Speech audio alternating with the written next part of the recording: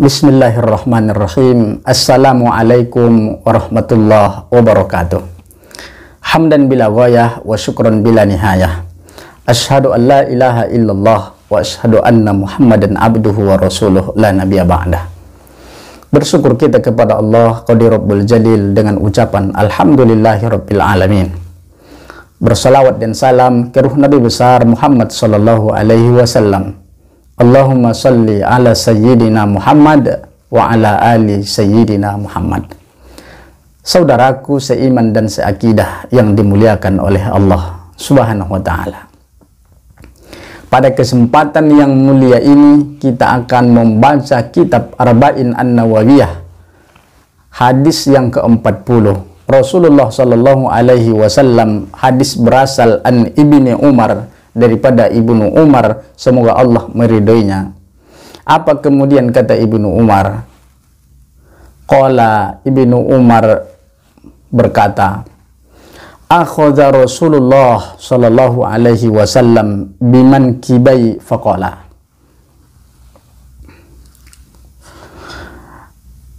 Beliau berkata bahwa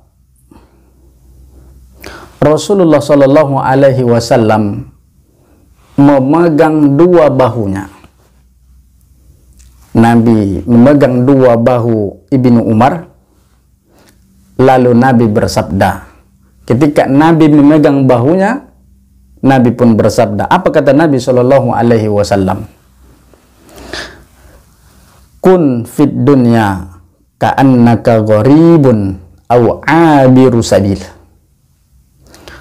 Kun fid dunya, jadilah engkau di atas dunia ini ka'annaka gharibun, seakan-akan engkau adalah gharib,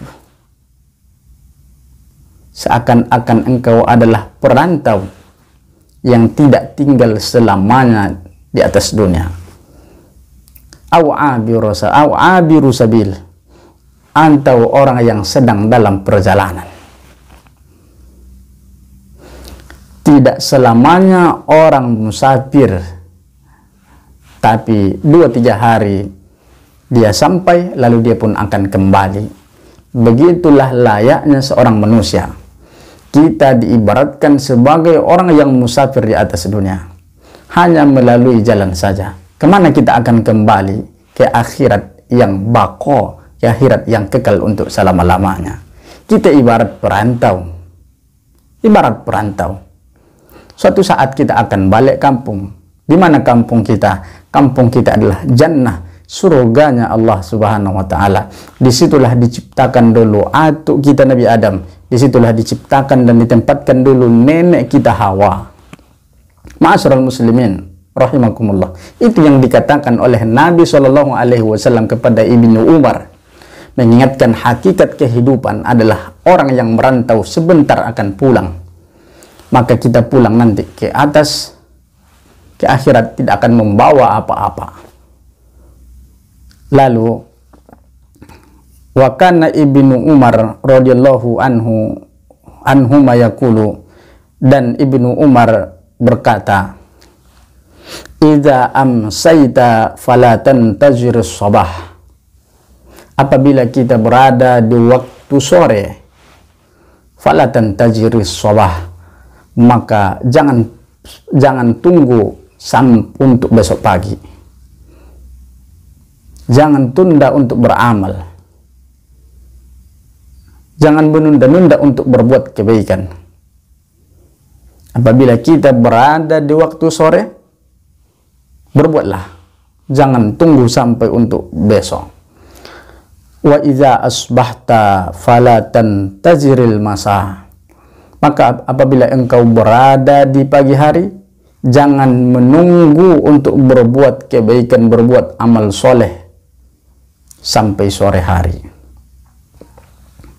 Wa khudh min sihhatika limaridika.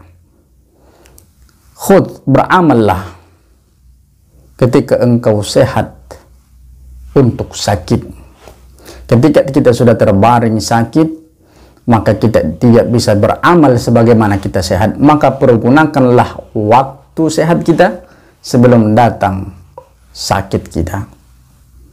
Wa min hayatika limautik, berbuatlah amal banyak-banyak di dalam hidup untuk bekal kita nanti dalam kematian. Ma'asyiral muslimin rahimakumullah. Lalu apa pelajaran yang dapat daripada hadis ini? Minimal ada 8 pelajaran yang bisa kita ambil. Yang pertama, bersegeralah mengerjakan pekerjaan baik, memperbanyak ketaatan kepada Allah, tidak lalai dan tidak menunda-nunda waktu, karena kita tidak tahu kapan kita akan datang kepada Allah, kapan datang ajal kita, kapan kita akan dipanggil oleh Allah Subhanahu wa Ta'ala. Pelajaran yang pertama, jangan menunda-nunda waktu dalam berbuat kebaikan, bersegeralah. Lalu pelajaran yang kedua, fawaid yang kedua daripada hadis ini adalah menggunakan berbagai kesempatan dan momentum sebelum hilangnya berlalu. Maka bersegeralah. Yang ketiga adalah zuhud di dunia, berarti tidak bergantung kepadanya sehingga mengabaikan ibadah kepada Allah Subhanahu wa Ta'ala untuk kehidupan akhirat. Hadis ini mengingatkan kita tentang zuhud dengan dunia. Artinya orang yang zuhud, dia tetap berkeinginan dengan dunia, bekalnya kepada Allah Subhanahu wa Ta'ala, tapi bekal itu tidak berlebihan, sekedar untuk mengabdi kepada Allah Subhanahu wa Ta'ala. Lalu yang keempat, hadis ini mengingatkan kita hati-hati dan khawatir kita tentang azab Allah Subhanahu wa Ta'ala. Maka sebagai sifat orang yang musafir, yang sungguh-sungguh dalam hati agar dia tidak tersesat. Orang yang musafir, maka dia takut akan tersesat. Maka kita ini ibarat di dunia, kita pun nanti takut akan tersesat. Tersesat ketika pulang kepada kampung kita, kampung akhirat. Tersesat di akhirat karena tak pandai ketika di atas dunia. Lalu pelajaran yang kelima, waspada daripada teman-teman yang buruk hingga tidak terhalang dari tujuannya.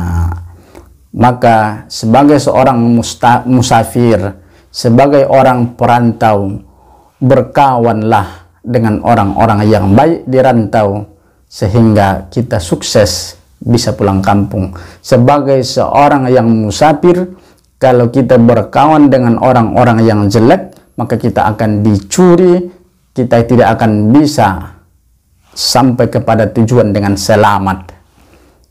Maka begitulah dalam mengharungi hidup ini, agar musafir dan perantau, maka berkawanlah dengan orang-orang yang soleh. Sedangkan yang keenam adalah pekerjaan dunia dituntut untuk menjaga jiwa dan mendatangkan manfaat. Seorang muslim hendaknya menggunakan semua itu untuk tujuan akhirat. Apapun yang kita lakukan, walaupun itu amal dunia, maka berniatlah itu bekal kita untuk Allah Subhanahu wa Ta'ala. Apapun itu amalannya yang kita kerjakan, maka diniatkan untuk Allah, untuk beribadah kepada Allah, untuk bekal setelah mati. Insya Allah itu akan menjadi berkah. Sedangkan yang ketujuh adalah bersungguh-sungguh menjaga waktu. Setiap waktu itu adalah berharga. Setiap waktu yang habis itu adalah usia kita yang habis. Sedangkan yang terakhir, kaum muslimin rahimakumullah, dalam hadis ini Rasulullah Shallallahu Alaihi Wasallam memegang pundak Abdullah ibnu Umar. Kenapa Rasulullah Shallallahu Alaihi Wasallam memegang pundak ibnu Umar? Agar ibnu Umar memperhatikannya dengan sungguh-sungguh. Berarti ini ada berita penting. Berarti ini ada hal yang serius agar diperhatikan oleh Umar. Berarti yang disampaikan oleh Nabi Shallallahu Alaihi Wasallam ini sesuatu hal yang sangat harus kita ingat, yang sangat harus kita amalkan. Karena ini penting, tidak hanya disampaikan Nabi Shallallahu Alaihi Wasallam dengan berjarak seperti itu, dengan jauh seperti itu hanya dengan ucapan kata-kata, tapi Nabi memegang pundaknya. Ini hal yang serius, ini harus diamalkan, karena inilah bekal kita untuk akhirat, agar tidak tersesat. Demikian pembacaan hadis yang ke-40 ini. Semoga ada manfaatnya bagi kita semua. Billahi taufiq wal hidayah. Assalamualaikum warahmatullahi wabarakatuh.